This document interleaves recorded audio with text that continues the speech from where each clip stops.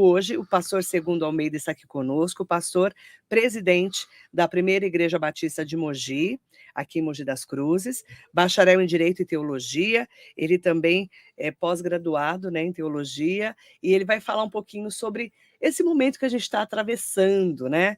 E é bacana a gente poder falar um pouquinho sobre o Natal na visão dos evangélicos também. Bom dia, tudo bem, pastor? Marilei, alegria, mais uma vez estar aqui nesse programa tão maravilhoso, de tão grande audiência, uma grande honra para mim. E Feliz Natal a todos, Feliz Natal a você, Feliz Natal a todos os queridos que estão nos ouvindo agora. Olha aí, uma música aí que está tocando, a música do musical da nossa igreja, né, nesse último final de semana com as nossas crianças. Obrigado, Marcelo, Deus abençoe sua vida também. Pastor, como que vocês da igreja, né, batista, a igreja, a gente fala evangélica, né, mas a gente sabe que somos todos cristãos, quem crê em Jesus Cristo, mas como é que os evangélicos comemoram o Natal? É diferente da igreja católica, né? Olha, católicos e evangélicos são cristãos. Uhum. Nós somos cristãos e a maneira com a qual nós comemoramos, obviamente, é relembrando o nascimento do nosso Jesus, do nosso Salvador. Esse é um momento preciosíssimo para a igreja. Eu creio que para a igreja evangélica também creio, para a igreja católica também. Então, a despeito da ritualística da igreja católica, a gente tem menos ritualísticas. Eu creio que mais uma questão aqui litúrgica na diferença. No entanto, a essência eu creio que é a mesma. Litúrgica, né? Porque na igreja católica eles têm todo um roteiro, né, pré-estabelecido. As missas já são assim, né? Com o passar dos anos, só foram se readaptando, né, à modernidade, à contemporaneidade. E como é que funciona para vocês? Vocês, que nem vocês fizeram coral, né, vocês fazem uma apresentação, como que vocês comemoram o Natal nessa semana? Eu não sei se você tem percebido, Marilei, cada vez a gente percebe um menor número de pessoas colocando luzinhas de Natal nas suas casas, né? Pensando em toda a mensagem do Natal. Parece que, eu não sei se essa é a sua percepção, mas a minha percepção quando eu ando na cidade é que tem mais casas ornamentadas para o Halloween do que para o Natal. Então a primeira coisa que a gente faz é ornamentar a igreja. Colocar as luzes de Natal, pensar em toda essa mensagem do Natal. Afinal, só existimos por causa dessa mensagem. Não fosse, obviamente, o nascimento de Jesus, o cristianismo não teria nenhum sentido. A nossa religião não teria nenhum sentido. Então, recepcionar tudo isso com luzes. Aliás, Jesus disse, né? O mundo que andava em trevas viu uma grande luz.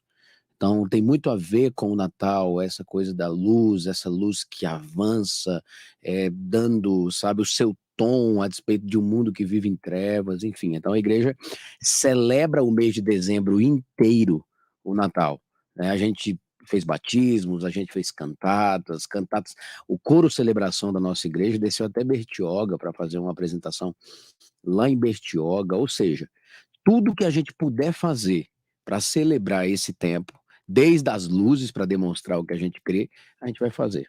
Luz para a humanidade, né? Luz para a humanidade. É esperança, não é? Esperança. Porque a gente veio de uma pandemia, né, pastor, ainda temos mortes, tudo, graças a Deus mais amenizado, né, esse período, em que as pessoas parece que perderam a esperança em muita coisa, né? Parece. Muita depressão, as pessoas com síndrome do pânico, transtornos. Tá tão estranho, não tá, esse mundo? Essa é uma reflexão na minha concepção para dar além da pandemia. Eu creio que a pandemia ela alarga essas questões, né, que você tem mencionado. A pandemia ela realça, ela tira um véu e demonstra aquilo que já existia. Perceba, você numa correria muito grande, nós numa correria muito grande aqui no estado de São Paulo, indo para um lado e para o outro, acordando 5 horas da manhã, dormindo meia-noite, muita gente não tem tempo de pensar em depressão. Muita gente ele tá se sentindo triste, ele tá se sentindo para baixo, mas ele vai empurrando. O que a pandemia faz? Coloca esse camarada que vivia esse frenesi dentro de casa, sem relacionamento social, tranca esse camarada dentro de casa. Esse camarada agora não tem mais aquela rotina que tinha antes, E aí muita coisa se descortina num momento como esse. Então a pandemia ela acaba deflagrando aquilo que já existia. E porque já existia, aí a gente teria pelo menos aqui 2 horas de conversa para Uhum. pensar no porquê que nós temos uma sociedade mais doente psicossomaticamente, psiquiatricamente, né. Então existem muitos porquês. A pandemia ela aflora isso, Uhum. né. O camarada vai perdendo, por exemplo, o contato com as pessoas que ama. É. A tensão e a ansiedade de achar que você vai morrer. No início da pandemia, eu creio que muita gente pensou que o apocalipse estava chegando. Ó, o Exatamente. apocalipse chegou, o mundo vai acabar e Muita gente foi em acabou. Apocalipse. E outras pessoas, perceba, a vovó, tantas famílias perderam a vovó, a matriarca da família que fazia aquele feijãozinho. Então, o medo das famílias de perderem seus papais, suas É. mamães, esse medo misturado com ansiedade, aquele quê de desesperança, o que que vai ser do amanhã, muitas perguntas sem respostas, perdas, perdas, e a gente não está preparado para perder. A gente não a nossa sociedade, ela não foi ensinada a perder, não foi ensinada.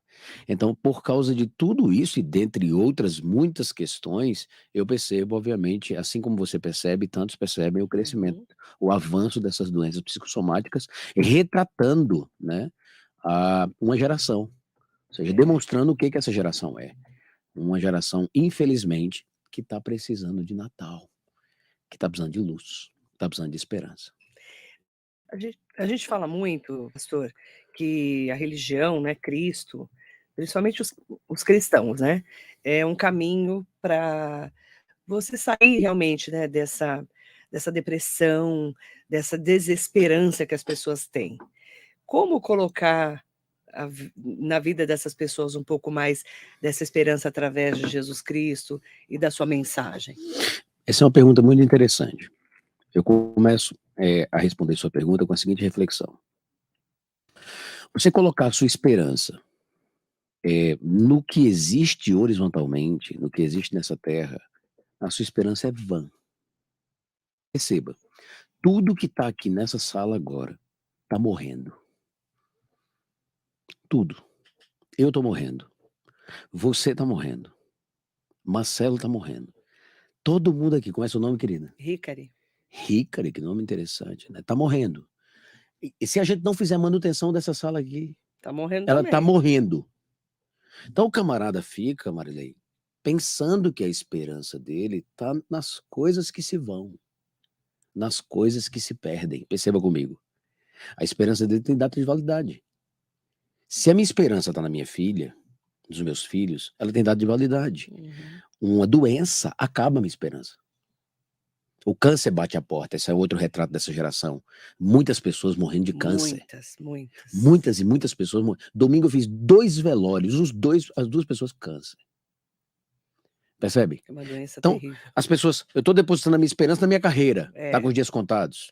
Estou depositando a minha esperança na minha conta bancária, está com os dias contados. Eu estou depositando a minha esperança no meu academicismo, está com os dias contados. É preciso depositar esperança no que é eterno. Se eu deposito a minha esperança no lugar certo, naquele que não morre, logo, eu tenho uma esperança que é contínua. Uma esperança presente, uma esperança real, uma esperança para sempre. É isso Uhum. que está faltando. Quando é que a gente perde a nossa linha? Quando é que a gente fica ansioso? A gente fica ansioso, e aqui eu estou falando, não estou falando da doença ansiedade, né? Eu estou falando Uhum. daquela agonia. Sim, Quando que a sim. gente fica agoniado? A gente fica agoniado quando aquele objeto do nosso amor começa a ser mexido. Uhum. Aí a gente fica agoniado. É. Então, de repente, tá aqui, a gente tá bem, a gente começa a sentir que lá no nosso emprego tá uma cisma, parece que o nosso patrão tá começando a querer nos demitir e tal. A gente começa a ficar agoniado. A gente está diretamente agoniado, proporcionalmente agoniado às nossas paixões. Então, veja, se eu depositar minha esperança em Jesus, em que não tem sombra de variação, porque é imutável, eu vou ser uma pessoa aqui muito mais forte, muito mais resiliente, muito mais corajosa. Eu não estou dizendo que a gente não vai ter tristeza. Uhum. Eu não estou dizendo que a gente não vai balançar de um lado para o outro. Mas, ora, como os próprios estoicos, se tem algum filósofo aqui nos ouvindo hoje, os estoicos diziam: é preciso abandonar as paixões terrenas. Então, se eu me apaixonar pela coisa certa, meu irmão, eu vou ser muito mais perseverante. Eu vou ser muito mais. Minha casa vai ser, para usar uma expressão de Jesus, construída sobre a rocha. E como acreditar na vida eterna? Essa é uma palavra muito interessante que eu vou lhe dizer. Eu sou um acadêmico, né? Passei minha vida toda Estudando. estudando, né? Você esqueceu de mencionar, né? Eu também sou mestre em ciência da religião Mestre em pela ciência da religião. PUC. Então, Você fez mestrado, né? fiz pela mestrado PUC. na PUC. Como acreditar Eu na vida estudei lá, eu eterna? fiz mestrado lá Olha também, que legal. em ciências sociais, né. É isso.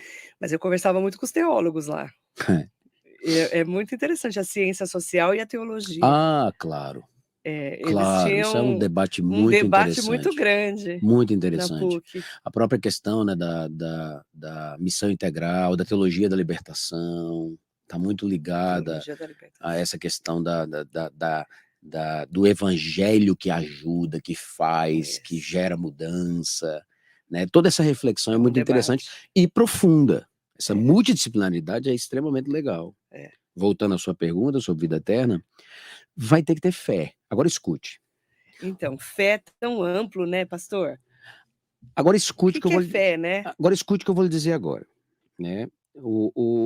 Tem um sociólogo que eu gosto muito, um camarada agnóstico, chamado Anthony Giddens, um inglês. E ele disse que todo mundo tem fé. Ele fala, por exemplo, você entra no avião com uma certeza muito grande de que o camarada acordou com bom humor de manhã, o camarada que aperta a aeronave, acordou com bom humor de manhã e apertou os botões, os parafusinhos ali, tranquilo, para a aeronave subir tranquilo. Uhum. Você colocou isso na sua cabeça. Se você por um instante pensar que aquele camarada não apertou aquilo ali, você não sobe no avião. Ou que o piloto não tá bom aquele Ou que o dia. piloto tá meio bêbado, enfim, Vai tomou saber, né? cachaça ele, o copiloto. Vai saber, né. Pegou? Você vai no Ou se não tem restaurante. nenhum doido lá dentro, né, um terrorista. Exato. Eu tô usando os mesmos exemplos do Giddens. Os mesmos exemplos. Você acredita que você vai chegar naquela viagem. Você vai no restaurante. Quem te garante que a tiazinha que fez a Lavou a comida, mão. ela não tá com aquele mau humor gigantesco naquele dia, a tal ponto de colocar um negócio ali na Ou na lavou a sua mão comida, direito, né. ou lavou a mão direito. Você tá sempre utilizando do pressuposto da fé. Tudo isso seria fé. Tudo isso Acreditar.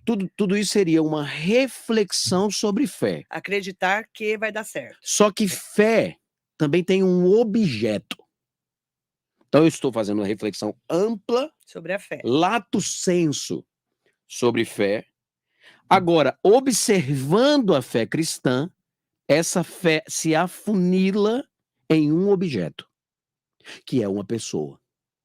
Então eu passo a ter fé em Jesus e naquilo que procede dele. Perceba, há Aí uma eu entro no avião e decisão. falo assim: "Senhor, me leve com segurança e com proteção à Exatamente, minha família". exatamente. Por quê? Porque eu passo do Porque pressuposto ele de que vai fé cuidar do piloto, que do ele homem que está apertou cuidando, o parafuso que ele está e que o cuidando piloto não tá que bêbado. essas variáveis, Você coloca elas deposita nele. depositadas nele.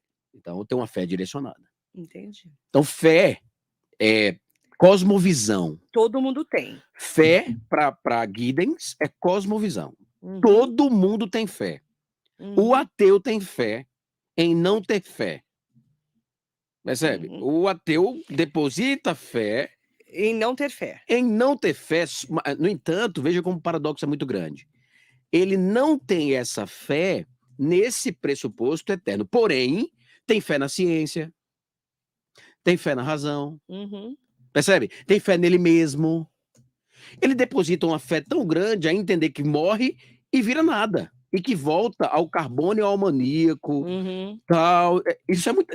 Eu acho que para ser ateu, o camarada tem que ter mais fé do que uma pessoa que crê em Jesus. Por quê? Porque veja, se a gente. Veja que loucura isso aqui. Todos nós aqui estamos enxergando, pegando, tomando cafezinho, Chazinho. chazinho. Isso aqui não é uma loucura? É maravilhoso, né? Para pensar, a gente tá com os olhos abertos, há um mundo aqui em mim, há um mundo aqui em Marilei, há um mundo ali no Marcelo. E um monte de gente assistindo e ouvindo a gente. E um monte de pelas gente. ondas da rádio pelas ondas e pela da rádio. internet. E tudo isso você crê que é coincidência? Existe coincidência, Você tá né? percebendo? É preciso muita fé para entender que isso aqui é uma explosão e que gerou tudo isso aqui. Se isso aqui que está acontecendo hoje aqui é real, meu irmão, tá fácil acreditar na eternidade. Porque qual é a chance, partindo do pressuposto desse teorema que eu vou usar aqui, qual é a chance de um pedaço de micro-organismo virar isso aqui hoje? Qual é a chance? Nenhuma. É preciso ter muita fé para acreditar numa bizarrice dessa. Então, qual é a melhor cena? A melhor cena é entender que alguém, um criador, gerou tudo isso pensando, arquitetando, projetando, sabe? E esse criador, se é aquele, né? Na minha concepção, é aquele. Mas na cabeça aqui dos nossos ouvintes, que a Bíblia nos traz, ele é sensacional. Bondoso, benigno. E aí eu vou lá na religião, gracioso. então. Para algumas pessoas, Jesus foi um homem, né? Para algumas religiões, né? Que foi um homem importante para a história. Certo, pastor? Para algumas religiões. Como é que eu sei que ele é realmente o Messias? De novo, você vai precisar de fé para isso. Para entender que ele é o Messias, você vai precisar de fé. Certo? Agora, existem muitos elementos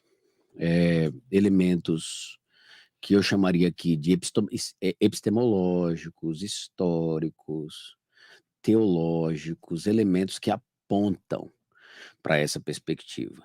Por exemplo, você tem um livro chamado Bíblia, que tem aqui... É o livro mais lido do mundo. Do mundo. Né? Da história da humanidade. 3.000... veja só.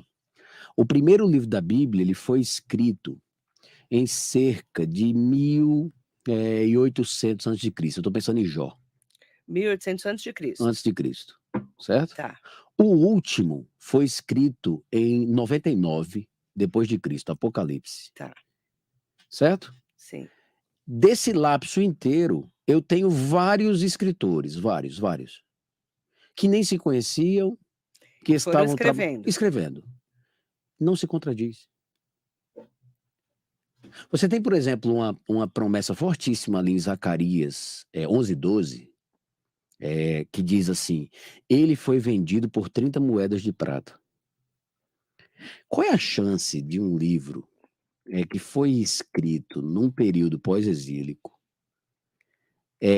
ser exatamente aquilo que aconteceu com Jesus na época da sua messianidade aqui na Terra? Qual que é a chance disso acontecer? Qual que é a chance de um livro como Isaías apontar? Por isso que, com toda essa estrutura de histórias que foram escritas, que batem, né? Exato. Se você pegar estudos desses livros, de fato eles foram escritos nas épocas específicas. Tem uma crítica textual, tem uma discussão, mas eu estou falando de livros que foram escritos muito antes de Jesus. Falando, todas falam que ele era um salvador. Como é que o bebê combina? Como é que o bebê combina de nascer na terra de Belém, como Miqueias apontava? Como é que o bebê combina isso? Me diga aí. Como é que se combina, por exemplo, o massacre de Herodes? Como é que se combina isso? Tá entendendo? Então, tipo, os fatos se você olhar historicamente, tem isso. Tem aquele Augusto Cury, né, que eu acho a reflexão dele preciosa, né? Ele disse, olha, eu comecei a ler sobre Jesus, estou falando de um psicólogo, ele era declarado ateu, né? Eu comecei a ler o que Jesus dizia, e lendo o que Jesus dizia, eu disse, isso não pode ter saído da mente de um ser humano. O que esse homem disse não podia ter saído da cabeça de um ser humano, só pode ter saído da cabeça de Deus. Veja, Marilei, olha que coisa interessante. Você chega até ele e fala assim, Senhor, como está em Lucas capítulo 9. Eu te seguirei para onde tu fores. Ele fala, as raposas têm seus ninhos, as aves têm seus covis, mas o filho do homem não tem onde reclinar a sua cabeça. Qual ser humano teria condição de dar uma resposta dessa? O camarada chega, ele está no auge da popularidade dele, e diz, eu vou te seguir, porque tu tá famoso. Ele fala assim, ó, só que o que tu tá procurando em mim não é o que tu vai achar. As aves têm seus ninhos, as raposas têm seus covis, ou seja, os animais têm mais lugar para dormir do que o povo que me segue. Você Então, vem, mas eu não. Você vem, mas vem na fé, né? cuidado com as tuas Porque expectativas.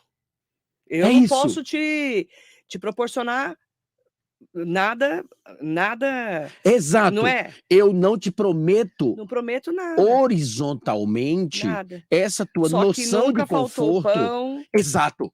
Não é isso? Exato. Isso é o Cristo. Mas o que lhe é essencial não vai faltar. Sempre tinha o pão e Sobretudo o alimento de o alma. alimento, né? Sobretudo o alimento de alma, porque o que a gente mais necessita é esse alimento existencial. E Jesus porque nos diz que dá um ele alimento pregava existencial. em todos os lugares, né? Em todos os lugares. Andou muito. Ele era um Não, pregador. inclusive em regiões sírio-fenícias, atravessou o mar. Que Mar a da história Galileia. fala que ele realmente passou por todos aqueles lugares. Sim, sim. Os escritores. Inclusive, assim, é até burrice intelectual dizer que Jesus não existiu.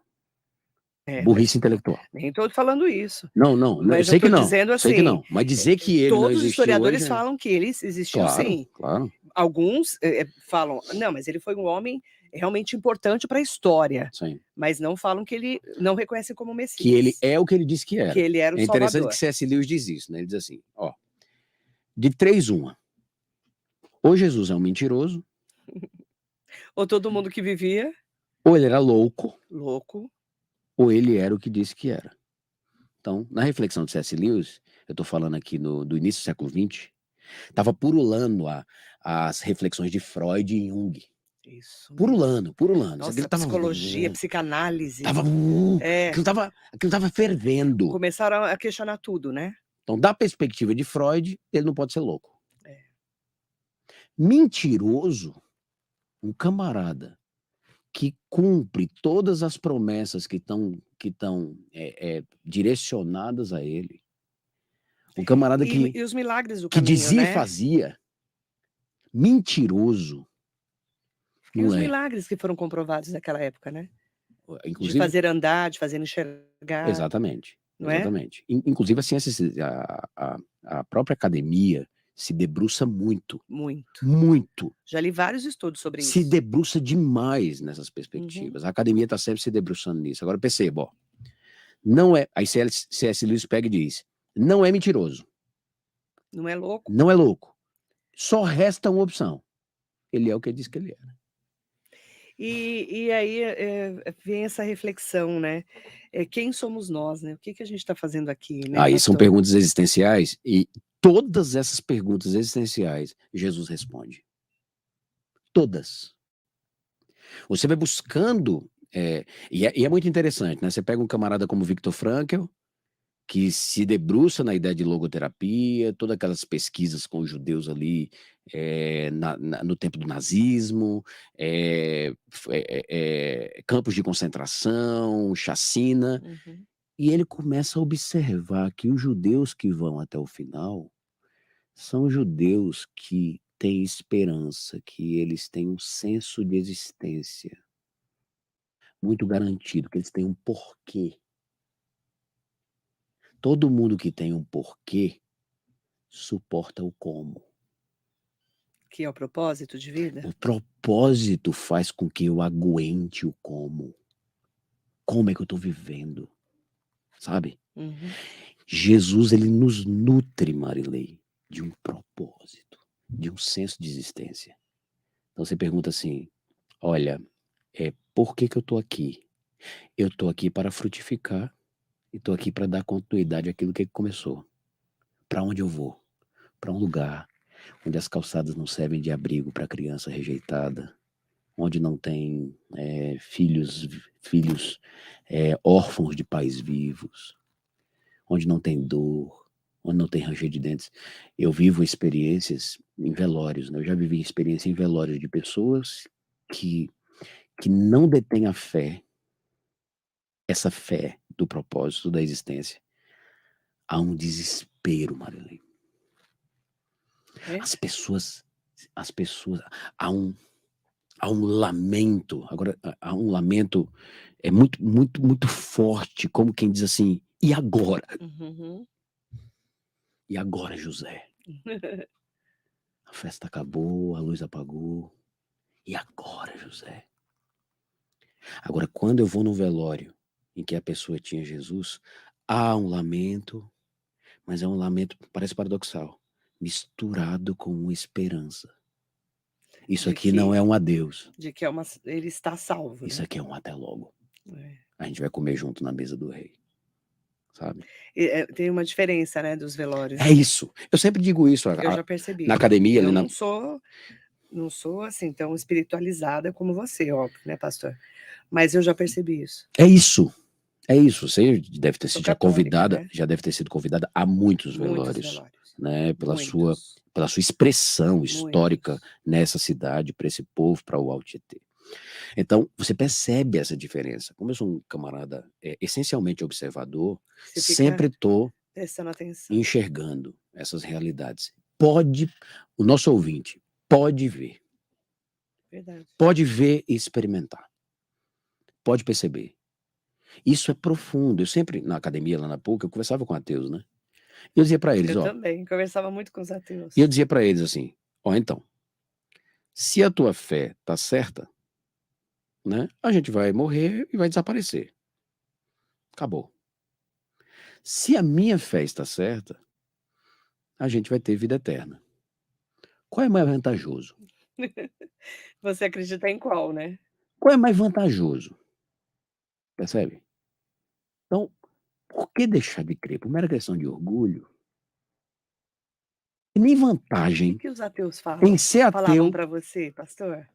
Então, quando eu soltava o Anton Giddens, né, que é o argumento da fé, todos ficavam calados. Pô. É porque não tem o que responder, né. Você não tem o que responder. Depois do Anton Giddens, porque o Giddens é extremamente respeitado na academia. É. A academia respeita o Giddens Muito demais. estudado, Muito. muito estudado. Uma Então, referência. então o Giddens, quando eu falava, o Giddens disse isso. Aí eu disse, ó. É. É muito É interessante tanto que hoje, né, você tem a maioria dos camaradas hoje da academia, eles não. Isso é uma tendência, tá bom?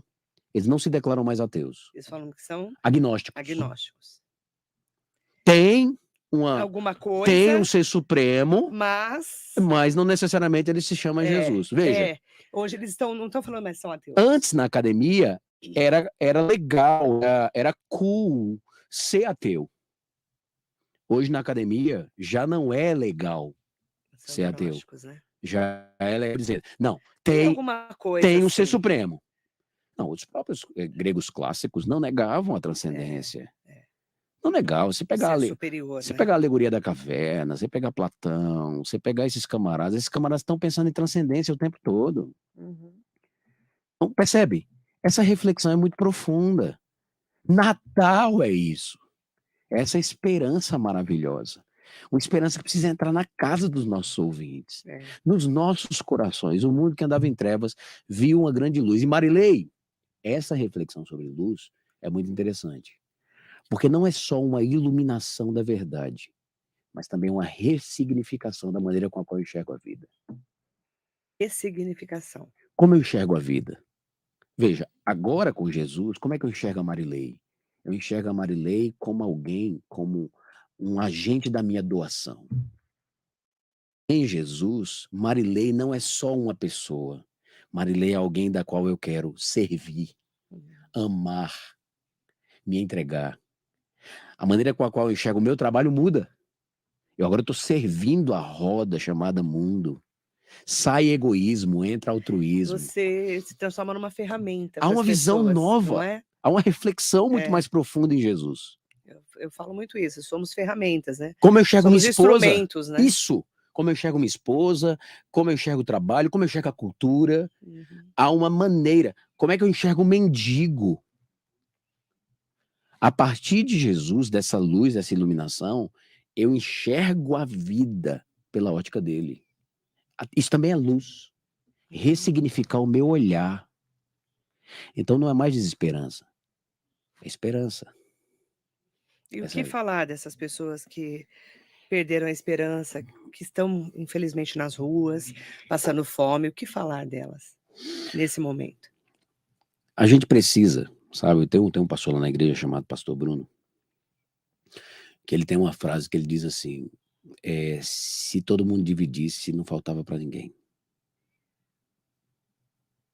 Só que a gente vive uma síndrome, sabe, do tio Patinhas, muito grande. É tudo para mim, é tudo para mim, é tudo para mim, é tudo para mim. A gente precisava olhar um pouco mais para esse pessoal. A gente precisava parar de terceirizar, dizer assim, olha, isso quem tem que fazer é o Estado. Isso quem tem que fazer é o governo. Isso aqui é um problema do governo. Isso aqui não é um problema meu. A PIB ela tem evoluído, né, para uma reflexão de que a gente não vai mudar o mundo. Né? Tem muita gente que acha que vai mudar o mundo. Não, a gente entende que a gente não vai mudar o mundo. Só que a gente entende, Marilei, que a gente pode mudar pequenos mundos. Se você passar pela minha vida e não passar desapercebido, e eu puder te servir, e eu puder te amar, e eu puder cuidar de você, é uma pessoa que tem o seu mundo mudado. Então, o que fazer? Vamos fazer a nossa parte. Vamos parar de tornar essas pessoas invisíveis, não. Vamos fazer a nossa parte. Se cada um fizesse, sabe? Se chegasse o camarada que tem 10 restaurantes e ele fizesse um curso profissionalizante para garçons, sabe? E ele desse esse curso gratuito a pessoas que estão nessa situação, dando, para usar uma expressão do Rapa, a isca e o anzol, sabe? Muita coisa ia ser transformada. As sociedades civis, ela tem muita força.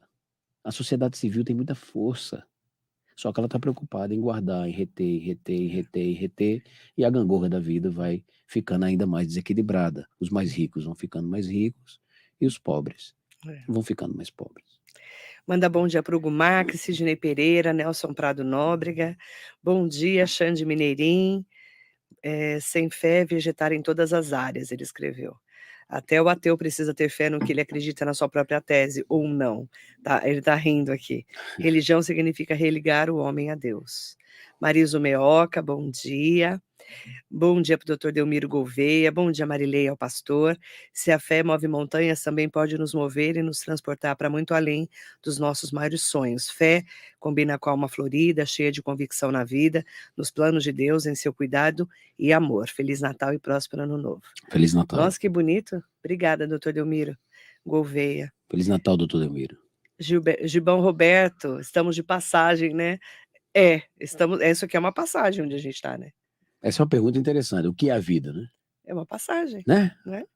Se eu lhe perguntar 3 vezes aqui, Marilei, o que é a vida? Você vai dizer 3 respostas diferentes. Verdade. Verdade. Silvia Corrêa, bom dia a todos. A fé salva vidas e eleva o ser humano em seus momentos mais difíceis. Minha experiência com a fé é extraordinária, onde achava que não tinha saída, logo encontrei o caminho. É isso. Eu falo que quem tem fé encontra um caminho. Eu sempre falo isso. Um beijo especial para Maria da Pamonha, tem uma lembrança muito linda. Parabenizo a Marilei pelo convite que fez para o pastor. Obrigado. Quando eu cheguei em Mogi, a primeira igreja que fui foi a Igreja Batista. Quem convidou e levou foi a dona Astréa Barral Nébias. Sei demais. Meu padrinho de casamento era da Igreja Batista também. Bom dia, Dona Astréa, querida. Nossa, uma querida, né? Dona Astréa é falecida, né? Infelizmente. Mas sou uma pessoa importantíssima. Muito importante. Aqui em Mogi. Bernardo Souza de Itaquá, bom dia. Gostaria de pedir para o pastor que ele falasse como eu faço para evitar brigas com a família no Natal. Por 3 anos seguidos, a gente discutiu na mesa por coisas banais. Meus tios foram embora. O que fazer? Como é o nome dele? Eu tô rindo, Bernardo. Como é o nome dele? Bernardo. Ô, Bernardo, eu posso falar como uma... Eu sou uma leiga. Eu falo que eu sou leiga, né? Mas eu falo assim, é só não falar nem de Lula, nem de Bolsonaro, não vai ter problema na mesa. Eu estou nessa fase. E você, pastor, como um homem do espiritual, o que você falaria para o Bernardo? Bernardo, eu vou usar a Bíblia para te dar essa resposta. Como sou pastor, tenho essa bênção, né, de poder usar na minha fé, essa verdade absoluta, né? E lá em Tiago capítulo 4, verso 1, diz assim: por que que existem conflitos entre vós? Tiago fala assim, Tiago capítulo 4, verso 1, por que que existem conflitos entre vós, se não por causa dos desejos que militam dentro das vossas próprias carnes?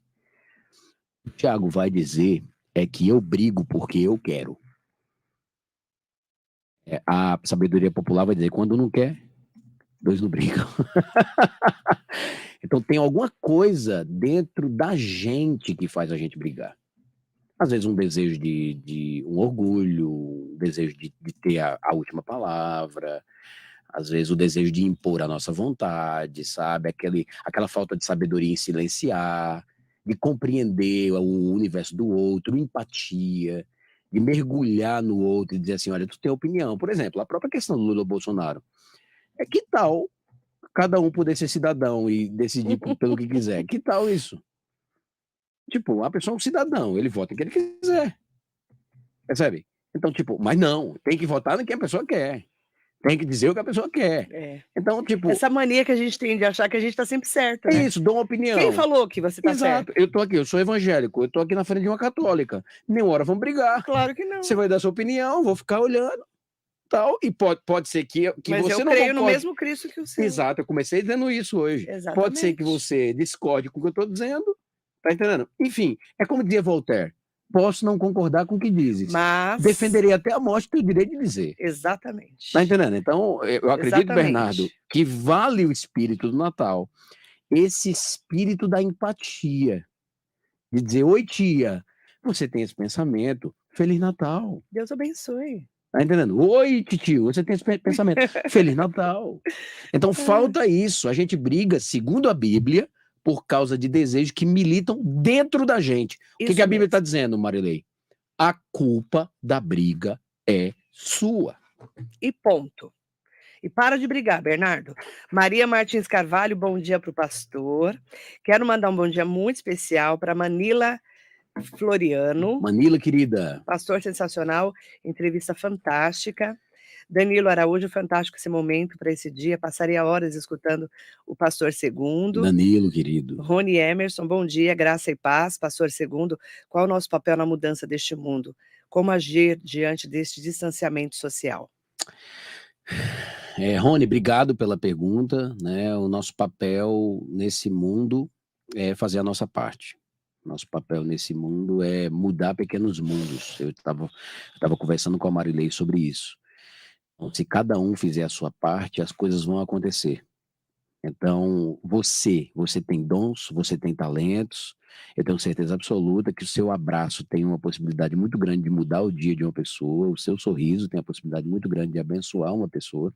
Eu me lembro uma vez, Marilei, que eu fui pregar numa região distante da Paraíba, chamada Camutanga. E aí eu fui na casa de uma querida, eu me lembro o nome dela até hoje, sabe? Eu não sei se ela está viva, eu acho que não. Chamava-se Socorro. E era uma casa muito pobre. E aí eu cheguei do evangelismo ali, sol e tal, e aí aquela mulher, eu cheguei na casa dela, ela ficou muito feliz, ela pegou sabe aquelas xícaras que tinha coisinha preta em volta, aquelas ferrugens, lembra antigamente que tinha muita xícara com aquele negocinho, né? Não foi tipo ferrugem, né? Uhum. E ela trouxe com feijão. Ela falou, você tá com fome, você vai comer um feijãozinho e tal. Aí eu disse, que bom. E aí eu peguei aquele feijão e era mais água do que feijão. E aí eu comecei a botar na boca e eu fiquei vendo ela tava só me olhando. Aí eu falei assim pra ela, e a senhora não vai comer não? Ela disse, não, eu não tenho pra mim não. Eu só tenho pra você. E você, horrorizado. Você tinha quantos anos? Eu devia ter uns 22 anos. Você era um menino ainda, 22 né? anos, 22, 23 Você anos. ficou chocado com aquilo? Muito, porque ela me deu tudo que ela tinha. E você foi lá para evangelizar, é isso? Fui para evangelizar, e ela me recebeu na casa dela ali, porque ela era uma pessoa Você vê, crente. interior da Paraíba. Interior da Paraíba. Os rincões do Nordeste, né? O nível da doação dessa mulher. É isso mesmo. Tão forte que eu me lembro dela até hoje. Veja, se eu fizer a minha parte nesse processo, vidas serão mudadas. Isso mesmo. Ô, Marilei, tem tanta gente que tá pensando em suicídio, tentando suicídio, que só precisa de um abraço, de um ouvido. Escutativa hoje tá tão difícil. Já notou que as pessoas hoje elas só querem falar, não querem mais ouvir nada. Sabe, você tá falando alguma coisa, você fala assim, e aí, como é que tá fulano? Fulano morreu, sabe? Aí você diz, fulano morreu. Sabe qual é a resposta de muitas vezes uma pessoa fala, nossa, que legal, tal. Ela nem ouviu o que você disse, que fulano morreu. Sabe, ela faz perguntas todas automáticas, robotizadas. A gente perdeu o senso do toque, a gente perdeu o senso do abraço. Da Natal é empatia, né? isso. Natal é É, esse retorno a sermos povo, as marcas distintivas da comunidade, de sermos comunidade. isso mesmo. Ana Paula Borges Andrade, pastor segundo, homem usado por Deus, só agradecer pela vida dele e da sua família. Elaine Amorim, bom dia de paz a todos. Danilo Araújo, abraços a todos, bom dia, pastor segundo. Elis Gomes, que entrevista fantástica, muito obrigada, graças ao pastor, é claro. Mandar um bom dia especial, olha que legal, Marcelo Pereira do Mogilar. Bom dia, Marilei, tenho vontade de fazer teologia. Queria que o pastor explicasse como é o curso. Aliás, tem muitos leigos que fazem teologia, né? Não é Isso. verdade? Doutor Dirceu do Vale está fazendo teologia. O meu advogado, presidente da UAB de Mogi das Cruzes, acho que ele está terminando, se ele já não terminou. E advogado. Como que é o nome do rapaz? Deixa eu achar aqui. Marcelo Marcelo Pereira. Marcelo, a nossa igreja tem hoje um polo. Na verdade, a nossa associação batista aqui na cidade, a nossa igreja cedia isso. Um polo da Teológica de São Paulo, da Universidade Teológica de São Paulo, a universidade, inclusive, autorizada pelo MEC. Então, você pode fazer o vestibular, né, se inscrever no final desse ano, fazer o vestibular e o curso é todo EAD. Todo. Olha que legal. Então, um curso autorizado pelo MEC, com bacharel do MEC, EAD, e o polo é sediado na nossa igreja, mas governado pela IBANCA, né, que é a Associação de Igrejas Batistas de Mogi das Cruzes e adjacências. Então, esse curso vale muito a pena, porque a Universidade Teológica tem como reitor o Luiz Saião, que é considerado um dos maiores teólogos do mundo, e dá várias matérias lá no curso, enfim. Então, vale muito a pena fazer esse curso nessa universidade. Então, o curso funciona como bacharel.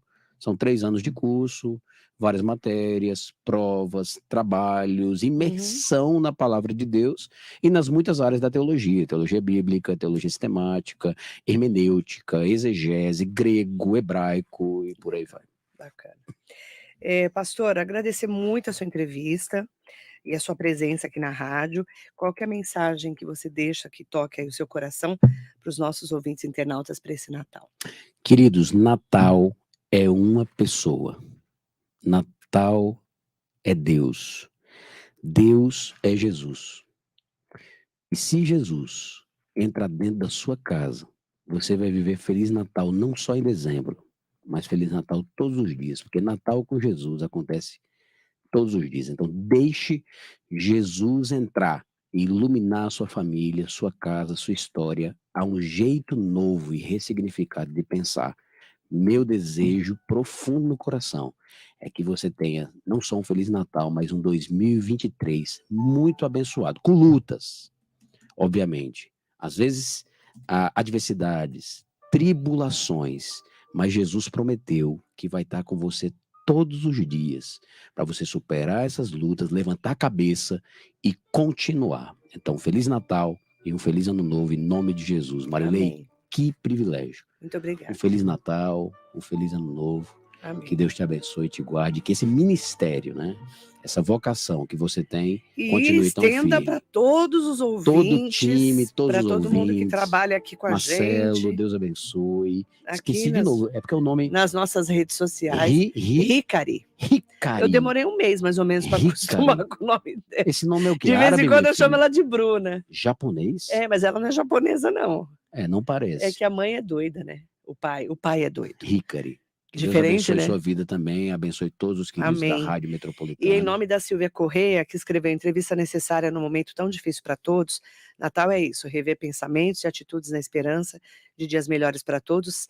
Sem fé e esperança, nada será conquistado. Obrigada pela reflexão. E só um detalhe, somos um povo que passamos por uma pandemia. Somos sobreviventes. Amém. Sobreviventes. Estamos aqui com saúde, temos que agradecer a Muita Deus. Gratidão. Amém. Graças a Obrigada, Deus. pastor. Um beijo no Muito coração. obrigada. Deus abençoe, uma honra. Feliz Natal para você. Feliz Natal.